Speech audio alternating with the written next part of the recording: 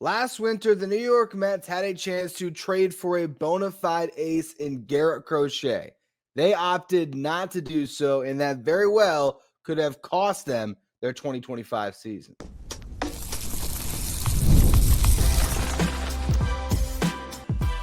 You are Locked On Mets, your daily New York Mets podcast. Part of the Locked On Podcast Network, your team every day.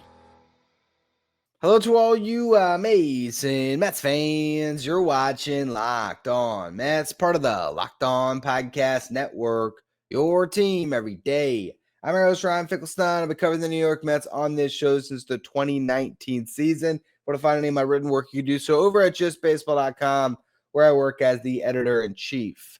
Today's episode is brought to you by Game Time. Download the Game Time app, create an account, and use the code LOCKEDONMLB for $20 off your first purchase. Yesterday was game one of the wild card round. If you watch the Dodgers play the Reds, maybe the Mets dodged a bullet, because I don't know if this Mets team really could have gone to LA and beaten the Dodgers. My gut read is probably not, considering how poor they performed down the stretch. And you watch the Dodgers just completely spank the Reds. Hunter Green got knocked out of the game after the third inning. The Dodgers scored 10 runs. They win 10-5. Blake Snell did not give up a run until the seventh inning.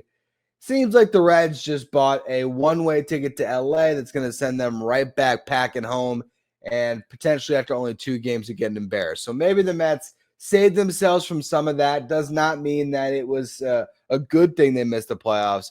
But in the long run, maybe it works out for the Mets, because maybe this puts a little more pressure to David Stearns in the front office to build a winner in 2026. And if you're going to build a winner, one thing you can't ignore anymore, the need for an ace.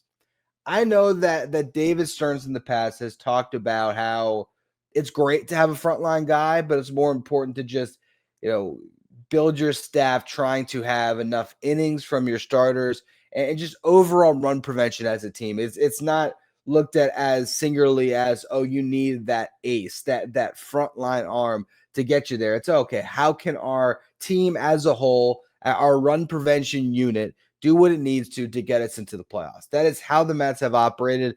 And I think now, if you look at how this past season unfolded, maybe that's where the Mets went wrong, because they did not prioritize getting a bona fide ace. They got Sean Manaea back. They thought, okay, between Sean Manaea, Kodai Senga, we might have one of these guys stumble into being an ace this year. It's fine. They believed in Frankie Montas, being able to tap into some of his, the expected data instead of the actual data, and he was going to pitch better than he had previously. They were confident that Clay Holmes could make that conversion to being a starting pitcher. They had faith in David Peterson being able to hold down a spot in the rotation.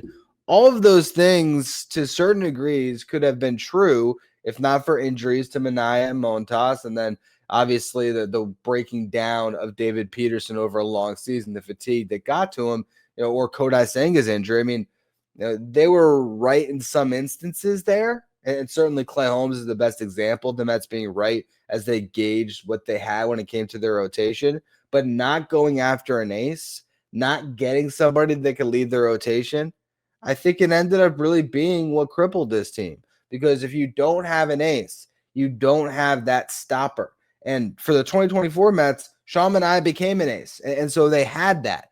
Yes, they didn't go into that year with a clear-cut ace, but they were able to foster one. And they expected they were going to be able to foster one again, and that their ace from 2024, Manaea, was going to be able to pick up that role yet again. It didn't work. The crazy part is, or not the crazy part, but the part that is made the most frustrating as a fan if you look back, is they had an opportunity to get an ace. And that ace was Garrett Crochet. Garrett Crochet, who had a very strong season with the White Sox last year in his first year starting, who was due to get traded, get extended, and be the ace of a team for years to come. The Red Sox ended up pulling off that trade. The Mets did not. Look at how well it worked out for the Red Sox. Garrett Crochet was unbelievable for them all year long. Here he was on the mound for game one of a wild card round in a tough ballpark to pitch in Yankee Stadium, tough environment, huge game, Yankees-Red Sox. And what does Garrett Crochet do? He gives up a solo homer to Anthony Volpe, and that is it. That is all he allowed. One opposite field homer off the bat of Volpe. Max Fried, another ace that was acquired in the offseason, was pitching for the Yankees, and he kept the Red Sox scoreless through 6 innings, really 6 and a third. In the 7th inning, Luke Weaver comes in, gives up a walk, gives up a double, gives up a base hit that scores 2. Red Sox grab a lead. Bottom of the 7th, Crochet goes back out, having to hold that 1-run lead. 1-2-3 shutdown inning. Then he gets 2 outs in the 8th inning before handing the ball off to Aroldis Chapman himself, and Chapman was able to finish off the game for the Red Sox. Crochet gave up 4 hits, 1 run on the homer, no walks, struck out 11. He told his manager, Alex Cora, before the game that he was only going to have to call the bullpen once to get Chapman. And he went out and did it. Went out and got 23 of the 27 outs. It's really impressive what Crochet was able to do. And if he was in a Mets uniform for one, they would have made the playoffs, 100%. But imagine if you had Garrett Crochet going into Dodger Stadium. You could have won that game, you could have won that series, and you could have gone on a run, led by your ace. Nolan McLean became an ace at the end of the season, but to expect that he would have been able to go into Dodger Stadium and do better than Hunter Green did, Hunter Green, who has way more big league experience, that is a more fully realized picture of an ace than Nolan McLean is.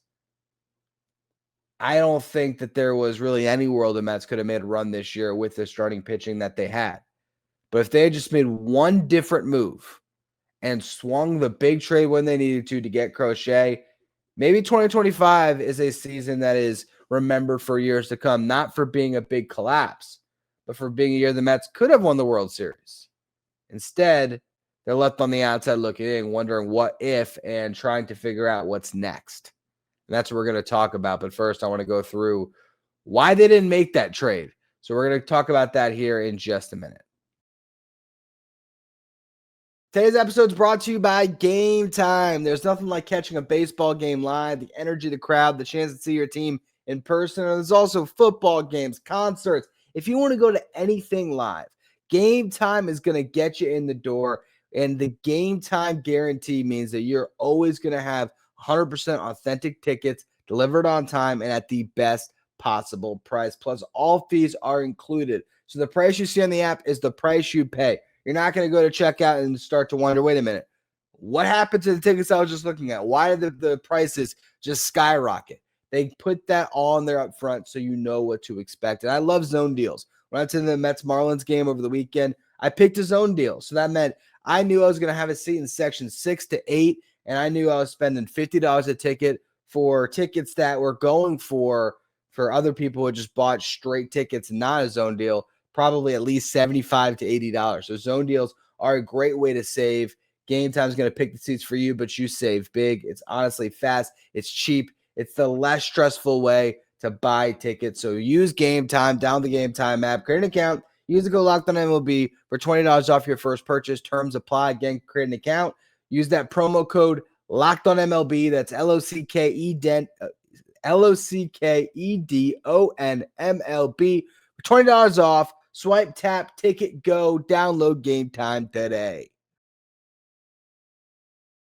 Today's episode is also brought to you by Monarch Money. Most people can't name all their financial accounts or even what they're worth, whether it's 401ks, properties, or investments.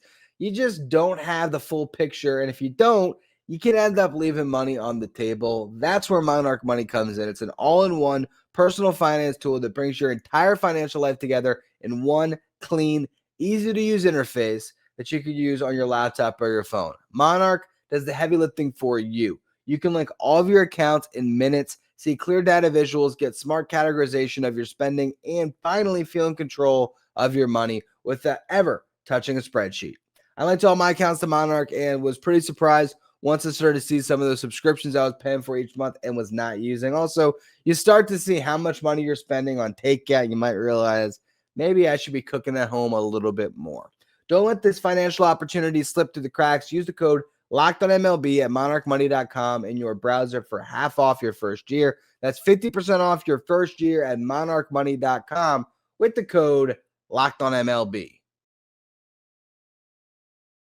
If you're watching on YouTube, do me a favor and hit that subscribe button. Help us get closer to our next goal of 15,000 subscribers. I'd love to get there by the end of the playoffs. I really do appreciate all of you who continue to subscribe.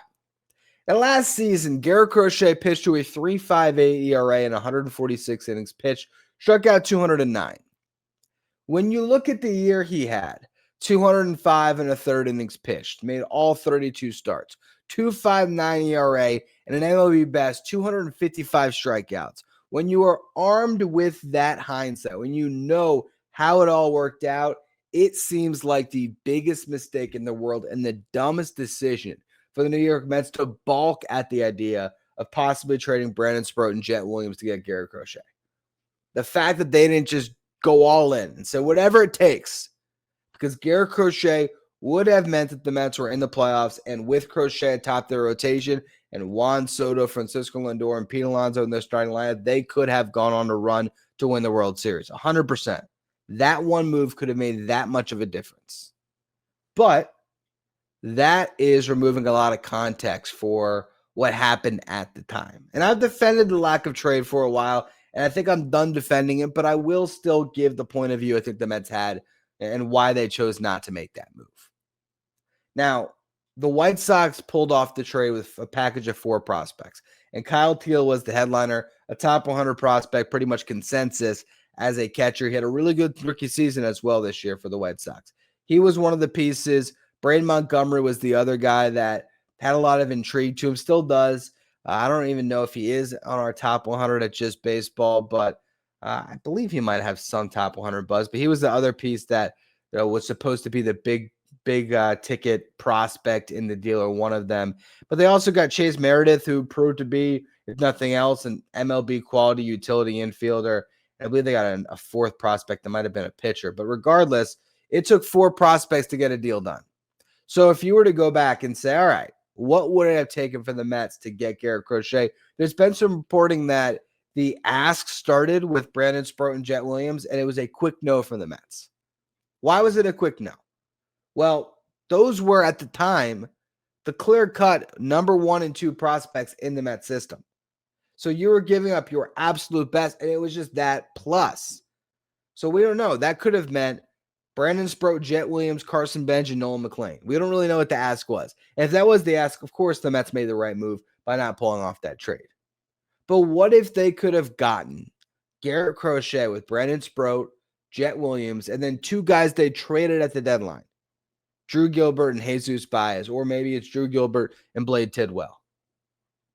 Obviously, again, we are arming ourselves with nothing but hindsight that makes the Mets look as bad as possible, because they use Jesus Baez, Drew Gilbert, and Blade Tidwell in trades for rentals that are now just going to walk for nothing. So you already burned that prospect capital for absolutely nothing.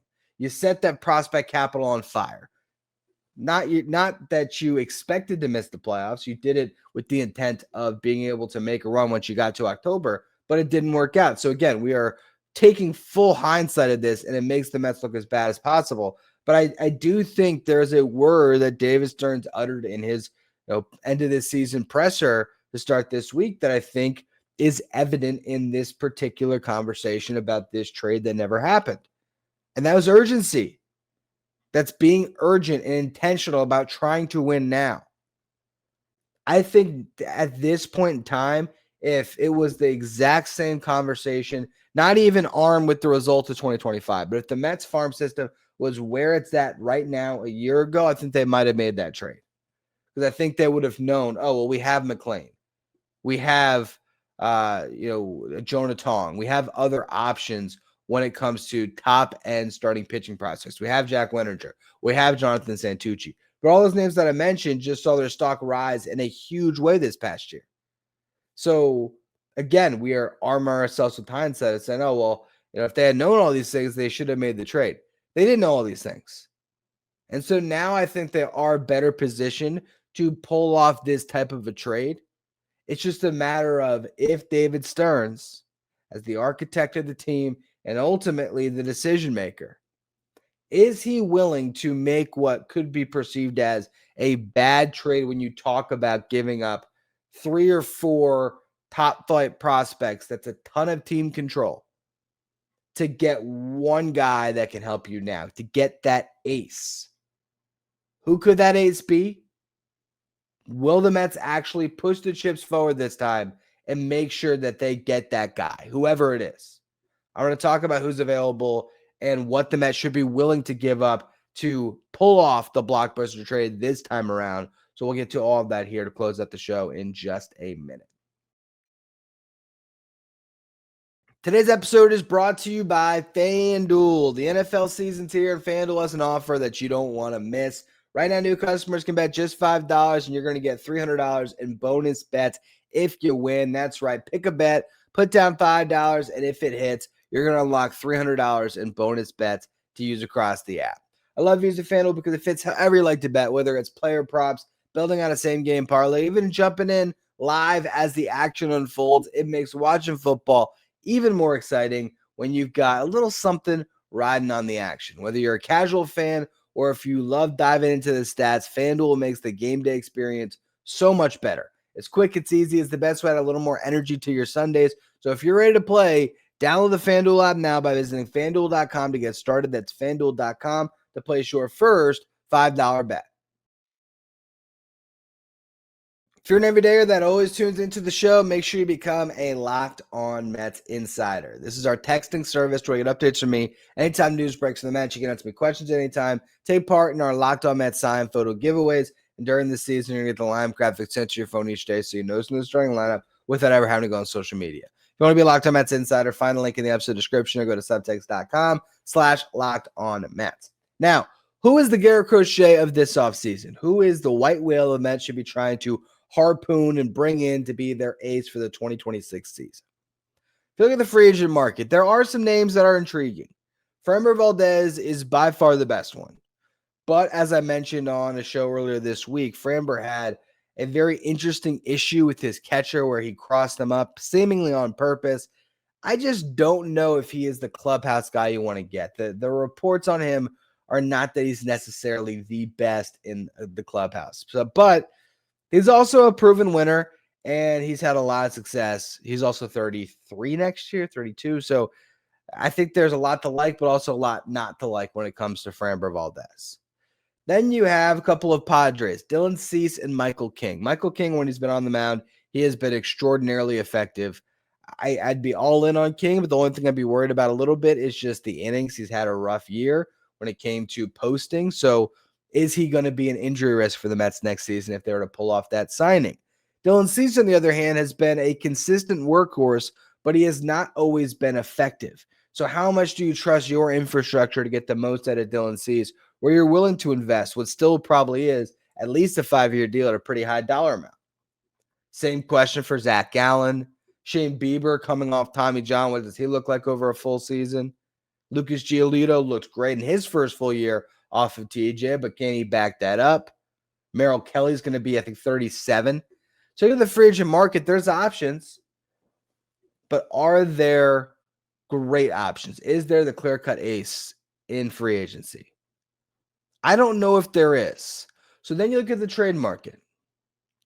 Freddy Peralta still is someone I've been campaigning for the Mets to trade for years. He is finally going to be a free agent after the 2026 season. One last club option at $8 million. So this is based on previous timelines with Brewers' top arms, that the point in time where they would trade Freddy Peralta. I would go all in on Freddy Peralta if possible, because for one, $8 million club option, that gives you the financial freedom to pursue other things, to really round out your roster. But also, he is an absolute dog who has been outstanding for the Brewers the last couple of years and clearly an ace. So I'd be in on Freddy. The other guy that I'm really intrigued by is Sandy Alcantara. And it's just a matter of what does it take to acquire him. He's owed $17.3 million in 2026 and then has a club option for $21 million in 2027. For those of you are watching on YouTube, notice my eyes watering. I'm not just still upset about the Mets losing. My allergies have been killing me today. But we're almost through the show. Hasn't been too bad to get through the recording today. But yeah, if you notice me looking a little funny on camera today, that is why. But getting back to the aces the Mets could try to trade for. Sandy, what I am intrigued about here is he just went through his first full season off of TJ. Did not go well, but he was able to pitch a bunch of innings. And I think Sandy needs a better infrastructure around him for him to get back to being the guy that won the Cy Young a couple of years ago. And the reason why I say that is because this is a guy that was calling his own pitches earlier this season and just getting rocked.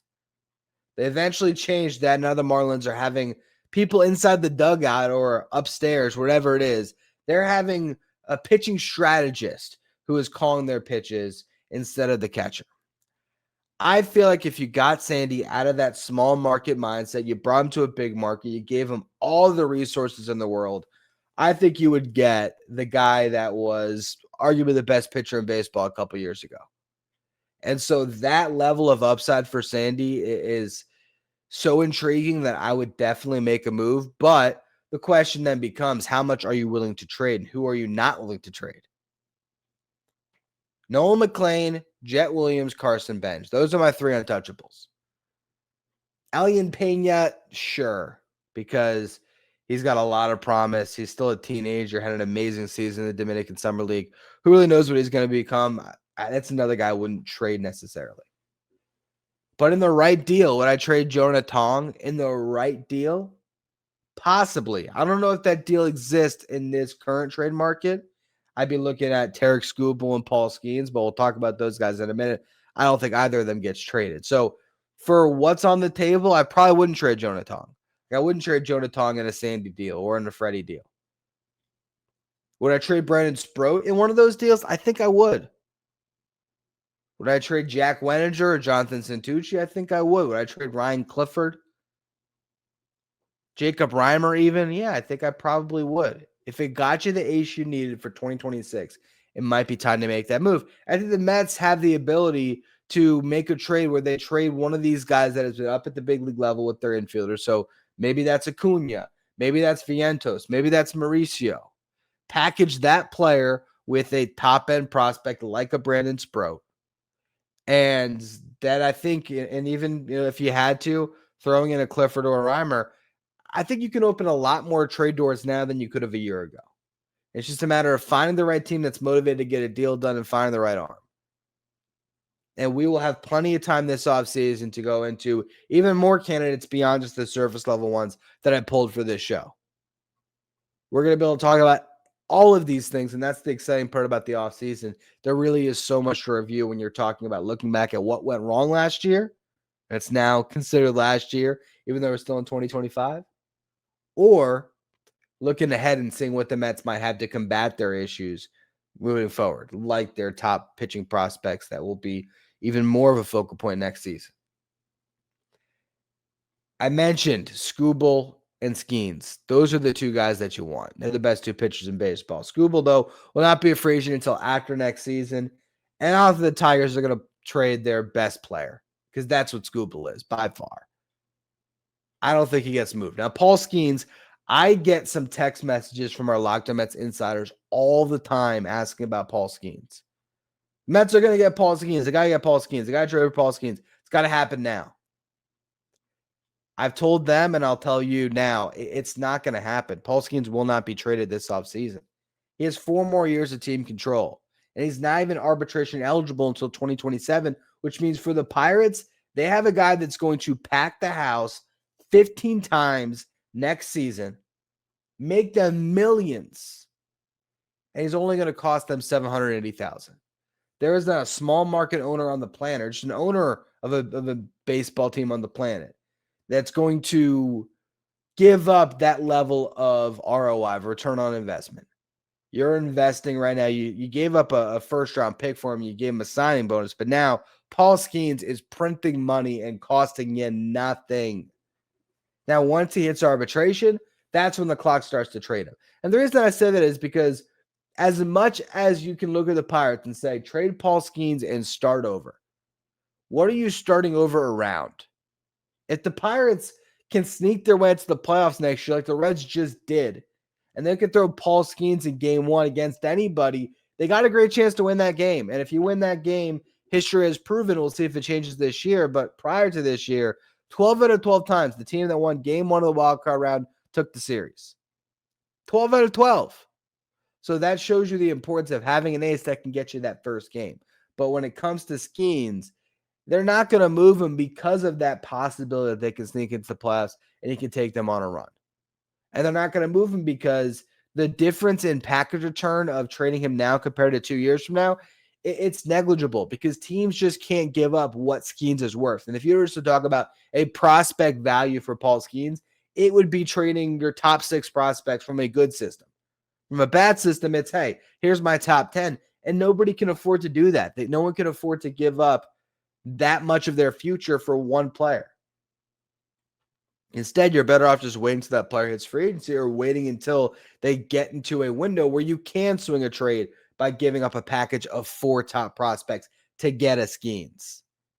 And that's not going to happen for another 2 years probably. And from the Pirates' perspective, the best somebody would offer right now, maybe it is 6 prospects. And maybe in 2 years, you only get 4. But you get 2 years of Paul Skenes in the middle there, where he is going to make you a ton of money and give you a chance to win. And trust me, that is way more worth it to the Pirates than those additional 2 prospects they might get if they pull the trigger now. So I don't think that Scooble's on the table. I don't think that Skenes is on the table. I think Sandy and Freddy are. And those are the 2 guys I'm looking at this moment. But again, we're going to have a whole offseason to really dive into all the candidates. And maybe there's a trade candidate that I'm not even thinking about that makes even more sense for the New York Mets. Maybe somebody that has even more control the Mets could acquire that could be their ace for not just 2026, but for 2026 and beyond. Anyway, that's going to be all for this edition of Locked On Mets. Really do appreciate all of you for tuning into the show. Make sure you follow, rate, review, wherever you get your podcasts. If you're watching on YouTube, hit that subscribe button. Thank you for making Locked On Mets your first listen or your first watch every day, not for your second watch. Check out Locked On MLB Game Night, the show that'll take you through all the action in Major League Baseball with insight from our local experts and league-wide experts that are taking you through the game. You find Locked On MLB Game Night on the Locked On MLB YouTube channel, as well as the Locked On MLB podcast feed.